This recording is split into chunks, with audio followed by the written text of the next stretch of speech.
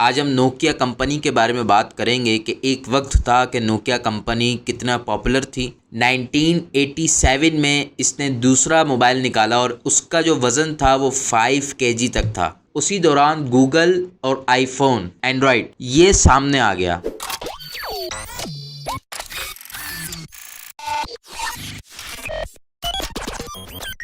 बिस्मिल्लाहिर्रहमानिर्रहीम, अल्लाहुम्मा सल्ली अला मुहम्मद व अला आलिहि मुहम्मद। जी तो व्यूवर्स, आज आपको टेक्निज़िया में खुशामदीद कहते हैं। आज हम नोकिया कंपनी के बारे में बात करेंगे कि एक वक्त था कि नोकिया कंपनी कितना पॉपुलर थी और आज नोकिया कंपनी किस पोजीशन पर आ चुकी है। रीजंस भी बताएंगे क्या रीजंस थे, तो आप आखिर तक एंड तक इस वीडियो को ज़रूर देखिएगा और चैनल को सब्सक्राइब करके बेल आइकन लाजमी दबा दीजिएगा। चलिए बात करते हैं नोकिया कंपनी के बारे में। नोकिया कंपनी 1865 में इस्टेब्लिश की गई और इसने बहुत सारे मोबाइल फ़ोन्स भी बनाए, जैसे कि फॉर एग्जांपल 1984 में मोबिरा टॉकमैन बनाया इसने, पहला मोबाइल फ़ोन इसने बनाया। और अगर इसके वज़न की बात की जाए तो इसका पहला मोबाइल फ़ोन 10 kg का था। इसके साथ 1987 में इसने दूसरा मोबाइल निकाला और उसका जो वज़न था वो 5 kg तक था। फिर उसके बाद 1991 में इसने एक फ़ोन बनाया जिसमें पहली GSM कॉल की गई। इसके अलावा 1992 में 1011 बनाया इसने, बड़ा मशहूर नाम हुआ। नोकिया की हिस्ट्री के अंदर फॉर एग्जांपल अगर नोकिया ये एक्सपेक्ट कर रहा था कि हमारी जो नोकिया 1011 की मार्केट है, नोकिया कंपनी ने जब भी एस्टिमेट लगाया, फॉर एग्जांपल 1011 का एस्टिमेट लगाया इसने कि हमारी ये मार्केट में वो ये 40,000 की मार्केट होगी, और इसकी हमेशा एक्सपेक्टेशन, इसकी हमेशा एस्टिमेट जो इसने लगाया उससे ज़्यादा का ही इसको प्रॉफिट मार्जिन मिला, ज़्यादा का ही इसको फिगर मिला। जैसे 40,000 पे इसको 2.5 लाख की मार्केट मिली, तो इसको हमेशा से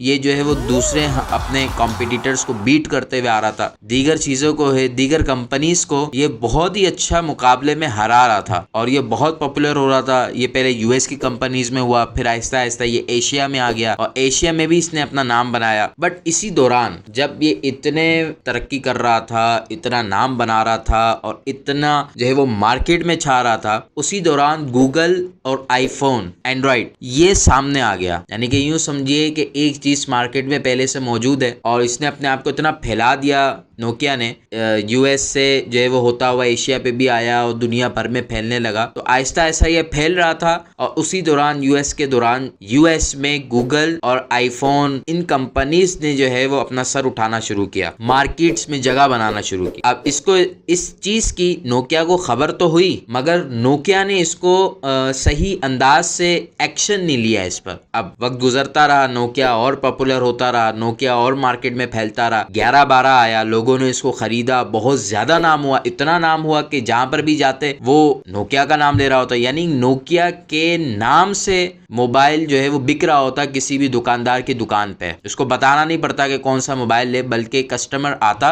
और वो जो है वो बता रहा होता कि हमें नोकिया का मोबाइल चाहिए। इतना पॉपुलर हुआ, इतना मार्केट में फैल गया ये। मगर डाउनफॉल तब से आना शुरू हुआ जब इसने गूगल, आईफोन, ऐसी कंपनीज को ये जब सर उठा रही थी तो इसने कुछ इस पर एक्शन नहीं लिया। चाहता तो एक्शन लेता, बट चूंकि ये फैलावा भी इतना ज्यादा था तो इसको एक्शन लेने, क्योंकि देखें उसके पास, नोकिया के पास भी अपनी टीम मौजूद थी, इसके पास भी जो है वो मैनेज करने वाले बहुत ही ऑथेंटिक लोग मौजूद थे। मगर वजह ये थी कि चूंकि इतना ज्यादा फैलाया था इसने और इतना ज्यादा मार्केट में फैल चुका था कि अब थोड़ा सा एक्शन लेने में भी जो है वो काफी टाइम लगता था। और इसी दौरान होता क्या कि ये गूगल और आईफोन जैसी कंपनीज वहां पर मौजूद थी और चाइना और एशिया की तरफ सैमसंग ने अपना सर उठाना शुरू किया। अब सैमसंग और मोटरोला, इन लोगों ने फ्लिप फोन्स बनाना शुरू कर दिए। अब ये चीज देखकर एशिया की, यूएस की मार्केट तो नोकिया के हवाले से काफी मुतासिर हुई। इसी दौरान एशिया की जो मार्केट थी नोकिया की, वो भी मुतासिर होना शुरू हो गई, क्योंकि सैमसंग ने एक वैरायटी देना शुरू कर दी, मोटरोला ने वैरायटीज देना शुरू कर दी। अब लोग उसकी तरफ शिफ्ट होने लगे। अब हुआ ये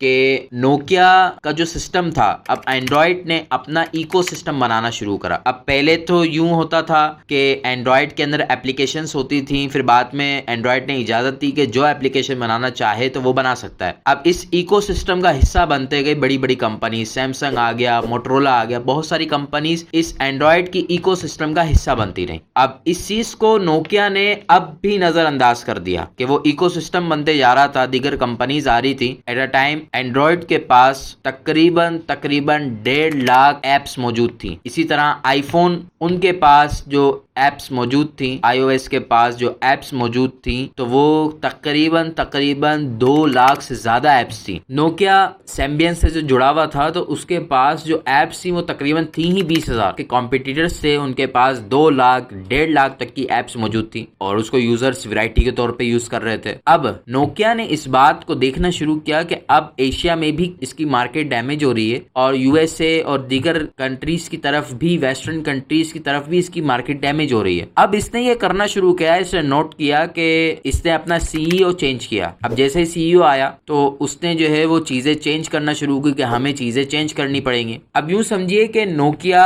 गूगल के पास जा ही रहा था एंड्रॉयड के हवाले से कि फिर ये रुक गया और इसने कहा कि अगर हम भी एंड्रॉयड पे चले गए तो वहां पे तो दीगर मछलियां भी मौजूद हैं, दीगर लोग भी मौजूद हैं, तो हम तो उनमें घुल मिल जाएंगे, हम कहां से अलग रहेंगे। तो इसने गूगल के पास जाने के बजाय माइक्रोसॉफ्ट के पास चला गया और इसने ये देखा कि ये जो मोनोपोली जो होगी हमारी, तो उसके अंदर हम बहुत ज्यादा ग्रोथ कर सकेंगे, हमारा अपना नाम होगा। अब इसने ये नहीं देखा कि इस जो माइक्रोसॉफ्ट है ये विंडोज के हवाले से है और विंडोज में कोई मोबाइल एप्लीकेशन नहीं बना रहा। तो जब विंडोज मोबाइल एप्लीकेशन नहीं बना रहा तो यहां पर भी नोकिया को दीगर कंपनीज बीट कर गई और उन्होंने मजीद एप्लीकेशंस यानी लोगों को, अपने यूजर्स को वैरायटीज देना शुरू की। चूंकि नोकिया इस बात को समझ ही नहीं रहा था, वो ये कह रहा था कि कहीं से भी हमारा मोबाइल गिरे, कुछ भी हो तो हमारा मोबाइल चलेगा। मगर तब तक जो दौर आ गया था वो सॉफ्टवेयर का दौर आ गया था, जहां सैमसंग, जहां मोटरोला, जहां लावा, जहां दीगर कंपनीज जो हैं, जहां पे शाओमी, वो अपने